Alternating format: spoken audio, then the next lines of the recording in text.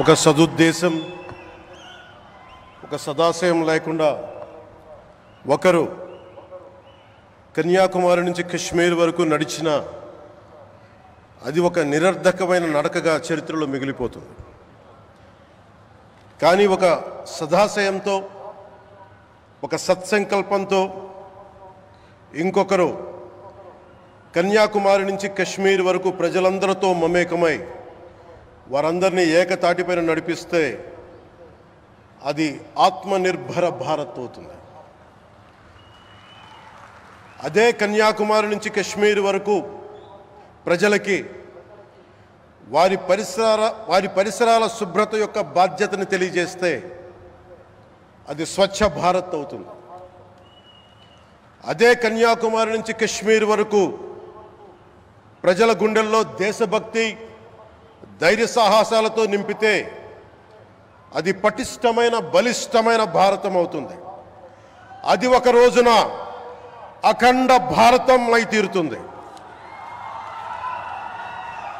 ఒక బలమైన భారత్ కోసం, ఒక దృఢమైన దేశం కోసం, జగత్తంతా వసుదైక కుటుంబం అనే భావన కోసం 4.5 దశాబ్దాలుగా పరిశ్రమిస్తూ ఆ దారిలో ఎదుర్కొన్న ప్రతి పరాజయాన్ని, పడ్డ ప్రతి అవమానాన్ని నవ్వుతూ స్వీకరిస్తూ వాటినే విజయాలకి ఇంధనంగా వాడుకుంటూ దేశాన్ని అభివృద్ధి పథంలో నడిపిస్తూ భారతదేశాన్ని ప్రపంచంలోనే 3వ బలమైన ఆర్థిక వ్యవస్థగా తీర్చిదిద్దేలా నడిపిస్తున్న మన ప్రియతమ ప్రధాని, మన గౌరవ ప్రధాని శ్రీ నరేంద్ర మోదీ గారికి నా తరపున 5 కోట్ల మంది ఆంధ్రప్రదేశ్ ప్రజల తరపున నా హృదయపూర్వక నమస్కారాలు.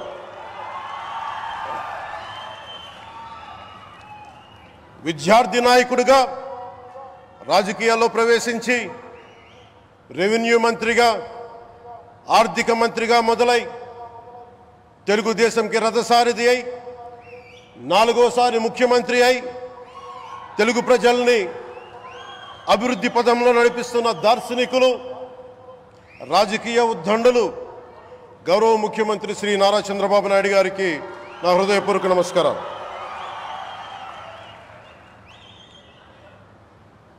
తోటి మంత్రివర్గ సహచరులైన ప్రతి ఒక్కరికి, నారా లోకేష్ గారికి, ఎన్డీఏ కూటమి శాసనసభ్యులకి, నాయకులకి, బీజేపీ నాయకులందరికీ పేరు పేరున నా నమస్కారాలు. కార్యకర్తలకి నా హృదయపూర్వక నమస్కారాలు. బీజేపీ నాయకురాలు శ్రీమతి పురంధేశ్వరి గారికి నా హృదయపూర్వక నమస్కారం. మా ఎన్డీఏ కూటమికి 164 అసెంబ్లీ స్థానాలు, 21 మంది పార్లమెంట్ సభ్యులనిచ్చి మమ్మల్ని వారి విలువైన ఓటుతో వేసి గెలిచిన ప్రతి ఒక్కరికి ఆడపడుచులకి, అక్క చెల్లెలకి, పెద్దలకి, పిన్నలకి, యువతులకి, యువకులకి పేరు పేరున నా హృదయపూర్వక నమస్కారాలు. ప్రజలు ఎన్డీఏ ప్రభుత్వాన్ని నమ్మారు, నిలబడ్డారు.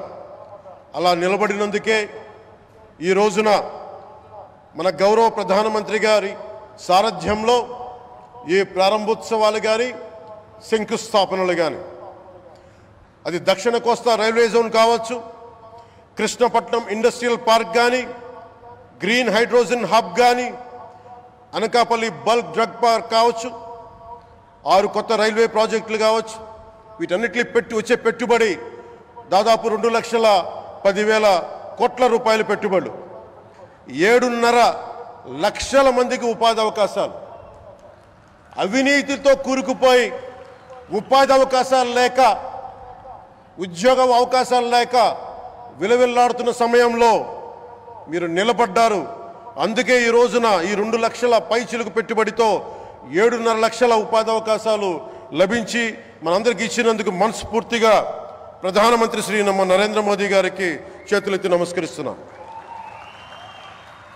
ఇవి కాకుండా కొత్త హైవేల నిర్మాణం విస్తరణ, అలాగే అమరావతి రాజధానికి పెట్టుబడులు, పోలవరంకి నిధులు, 15th ఫైనాన్స్ కమిషన్ నిధులు కానీ, జల్ జీవన్ మిషన్ కోసం ప్రతి ఇంటికి నీరు, రక్షిత మంచినీరు రావాలి ఆయన ఆకాంక్ష, ఆయన ఆశయం. మనకు గంట కాదు 24 గంటలు రావాలని పడ్డ తపన ప్రధానమంత్రి గారిది.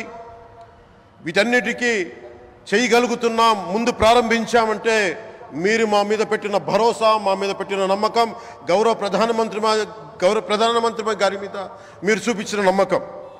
ఈ రోజున అది 2 లక్షల పైచులకు పెట్టుబడులుగా ఇక్కడికి వచ్చింది. ఎక్కడో మన మారుమూల గ్రామాల్లో 70 సంవత్సరాల పాలనలో గ్రామాలకి రోడ్డు లేదు.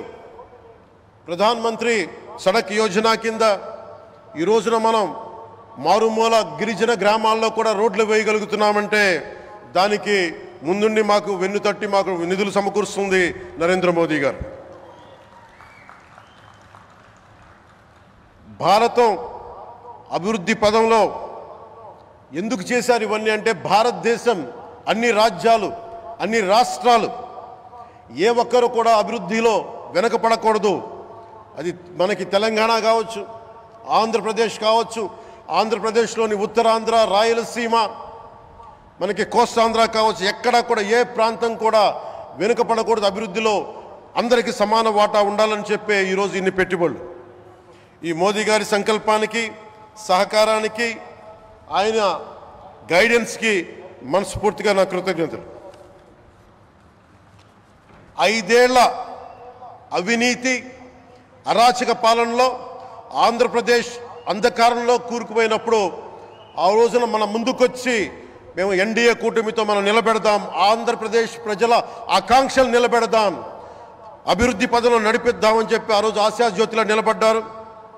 అసలు అభివృద్ధికి ఆస్కారమే లేదు ఆంధ్రాకి అనే స్థితి నుంచి అభివృద్ధి అంటే ఆంధ్రానే అని చెప్పుకునేలా గౌరవ ముఖ్యమంత్రి గారి నాయకత్వం, చంద్రబాబు గారి నాయకత్వంలో, ప్రధానమంత్రి గారి నిర్దేశకత్వంలో, వారి సూచనలతో సహకారంతో క్యాబినెట్ కానీ, మంత్రివర్గ సహచరులు కానీ, ఎన్డీఏ కూటమి ఎమ్మెల్యేలు కానీ, మేమందరం కార్యకర్తలు అందరం కష్టపడతాం. అహిర్నిశలు రేయం భవళ్ళు కష్టపడతాం. దేశ ప్రగతిలో భాగస్వామ్యులు అవుతాం. మేము ప్రధానమంత్రి గారికి అండగా ఉంటామని తెలియజేసుకుంటూ, ఆంధ్రప్రదేశ్లో ఉన్న ఆంధ్రాకి వెలుగుతో నింపుతున్న మీ నిండు హృదయానికి నా హృదయపూర్వక కృతజ్ఞతలు తెలియజేసుకుంటున్నాను. మరోమారు మీ అందరికీ ధన్యవాదాలు తెలుపుకుంటూ, నమ్మకం పెట్టారు. మీరు పెట్టిన నమ్మకానికి ఈ రోజున 2 లక్షల పైచిలకు పెట్టుబడులు తీసుకొచ్చారు. ప్రధానమంత్రి గారు ఉండటం వల్ల, సమర్థవంతులైన చంద్రబాబు గారు ఉండటం వల్ల మేమందరం నేర్చుకోవడానికి, పనిచేయడానికి సంసిద్ధంగా ఉన్నాం. సో మీరందరూ ఇదే సహకారం ఇవ్వాలని మనస్ఫూర్తిగా కోరుకుంటూ, ఆ భగవంతుడు, ఆ లక్ష్మీ నరసింహుడు ఈ దేశాన్ని మరింత ప్రగతి పదంలో నడిపించేలా గౌరవ ప్రధానమంత్రి శ్రీ నరేంద్ర మోదీ గారికి దీర్ఘాయుష్ ఇవ్వాలి, ఆరోగ్యం ఇవ్వాలని మనస్ఫూర్తిగా కోరుకుంటూ, ఆ లక్ష్మీ నరసింహుడిని వేడుకుంటూ సెలవు తీసుకున్నాను. జై భారత్, జై హింద్.